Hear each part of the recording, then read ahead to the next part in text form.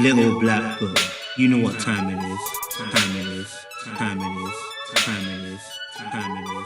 Time it is. Time it is. Time it is. Hey guys, and welcome to Little Black Book. That note was off. Hey guys, and welcome to Little Black Book. You know what time it is. Shibby, shibby, shibby, yeah. If you're new to the channel, make sure you like, share, subscribe. Click on that bell button for the notification of the what? The uploads, baby. And now for those who are returnees, you already know the ting, brother. You ain't got to meet the rose. Yes, we're going to talk to you guys about getting men to emotionally open up. Yes, look, let me be very honest with you, yeah. Black men need therapy, man. You know, we need therapy. We need therapy. And, you know, getting a black man to open up, it can be very, very difficult. You know, because it's very difficult process because we're so used to harboring our pain. We're so used to harboring the inflictions of life and the pressures that we feel from patriarchy, which is a beneficiary of us, but makes us also feel the pressure. We struggle from our past traumas that we've experienced and unable to go past them. And then we struggle with our current afflictions, like I said, money, you know, dealing with how to get it and how to be that man, quote unquote. And a lot of this, men find it very hard to open up because of the trust issue, which is that we don't trust that we can rest our head on your lap, yeah? We feel like you're gonna do us like Samson. You're gonna do us like Delilah, yeah? But the moment we tell you our weakness, you'll use it against us. This is where a lot of men think because of their experiences from home and their pains that they felt from home, and feeling like they have to hold it to become a man, right? And so because we have that feeling, we don't want to release it to you. Now here's the thing. The timing of the conversation is important. A person must be willing, first of all. That's what I said to you. If they're willing to, then they're just looking for the right person to unleash that information to. Empathy has to be over sympathy. Empathy means to identify with the emotions, right? Sympathy means I feel sorry for you. But empathy is like, I understand your emotions. Like, I'm there with you. I'm in it with you kind of thing, you know? I show that even in my tone and the way I talk and the feeling, like when people start to cry when they're talking to me, blood, my eyes start to water. You know what I'm saying? Like, you know, I'm not saying that's what you have to do, but I'm saying, like, my tone will change. I become softer. You know, I take my time before I reach a certain... So you might say something and you're crying and you're trying to get to a point and I won't rush you. I'll be like, listen, take your time. Like, do you want a tissue? Okay, cool.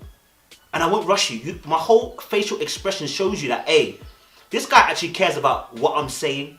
Not about trying to... And this is one of the things as well. You're not trying to extract information. It's the difference. When you're trying to extract information, it becomes interrogation. When you're trying to listen and the person releases information, it's completely different. They're wrong. Your curiosity is so key. Like, if you just want to ask questions to know, it's different. You're nosy. That's not curiosity. Curiosity is somebody who is interested in the why. You know, you said, like, for instance, I say I don't drink, right? And if I say I don't drink, people are like, oh, you don't drink. Oh, is that for religious reasons? And I might say, oh, you know what? Yeah, religious reasons. I'm like, no, actually, no, not religious reasons. Just a family stuff. Now, when I say family stuff, if you leave it there, right, you're not going to get no more information from me. Open the door, be curious. Oh, he said family stuff. Okay, so why? There's something happening in your family. And listen, when you're asking, don't interrogate. I keep saying it. Your tone lets us know whether you're interrogating or whether you truly care. Because a man needs to know that when he's telling you, you care about his well-being and you care about what he's gone through. If you show any lack of emotion and care towards his sentiment and what he's gone through, he instantly turns off because for him, he has to protect himself. And if he gives that information to you, he becomes vulnerable and weak. And Samson did that and he got killed. So we've learned we're not going to get killed here. So the caring nature of the individual, your love and your passion and your nurturing, your caringness, your need to hold us and to show us your emotions, right, have to all play in the way that you articulate and you intone on your question.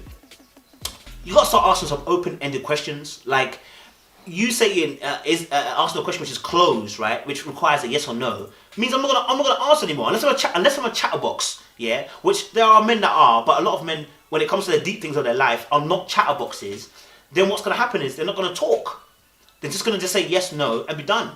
And maybe they'll ask you questions, but they won't talk. You understand?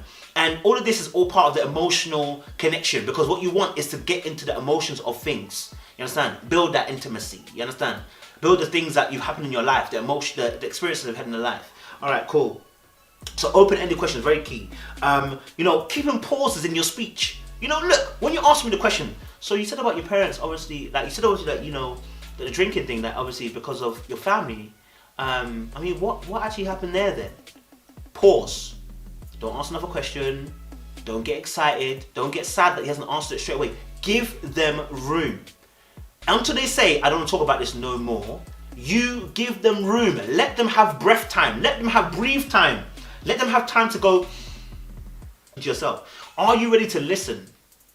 Or are you ready to respond? When you put yourself in the place of are you ready to listen, then let me open this after you as well. If you're gonna be ready to listen, this may be a 2-hour conversation, a 3-hour conversation. Do you have the concentration and the focus and the tenacity and the will to want to listen to this person for 3 hours? Because if you're not willing to do that, you're going to be unable to extract that person in that place, to have that deep conversation with you, to be able to reveal some of the emotional connections that you want, the emotional conversation you have, giving them room to speak about how they feel. Do you understand? So that's also very key. I'm not saying it has to be 2 hours. It may only be half an hour, maybe be 2 minutes. But all of that is to say, listen, are you ready for that if it gets that long? Because that's what you need in order to build that emotional connection with that person. They need to trust you that when they release their information, their emotions through situations that they've been through, you're holding it dear. Right? Yeah, my dad too, you know, he's an alcoholic, honestly, and then you take the conversation away. Once you've done that, you strip the person of being able to exercise their truth. What you're saying is that, as you're talking, I can relate with you and I'm taking it away. Don't do that. Don't do that. Don't do that. Don't do that.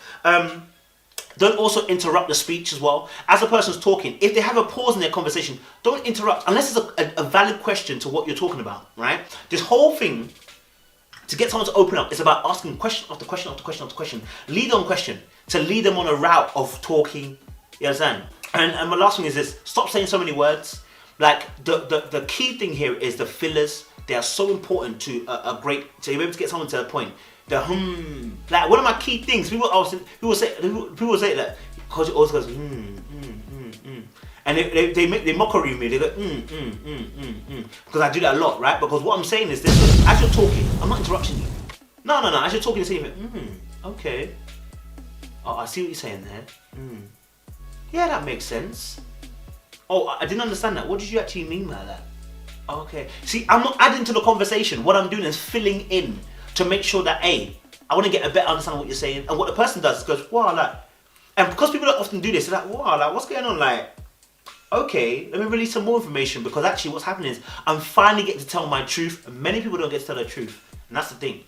Hey, by the way, guys, I mean, if you want to have someone to talk to, it's not free, but you can reach out to me and we can discuss the services that I offer for this calling, the counselings, you get me? Yeah? And just want to do this, look, remember one last thing. Be an audience, not a participator. Meaning, don't get involved. Watch proceedings. Don't get involved. So those are a few of the pointers that will get you to a place where you can actually have an active conversation with a person around, obviously, being more emotionally open to you. Alright? So, guys, make sure you like, share, subscribe. Click on that bell button for notification of uploads. We like what you do. You get me? Think before you do. Don't do before you think. I'll be thinking about what you gotta do, baby. Appreciate you.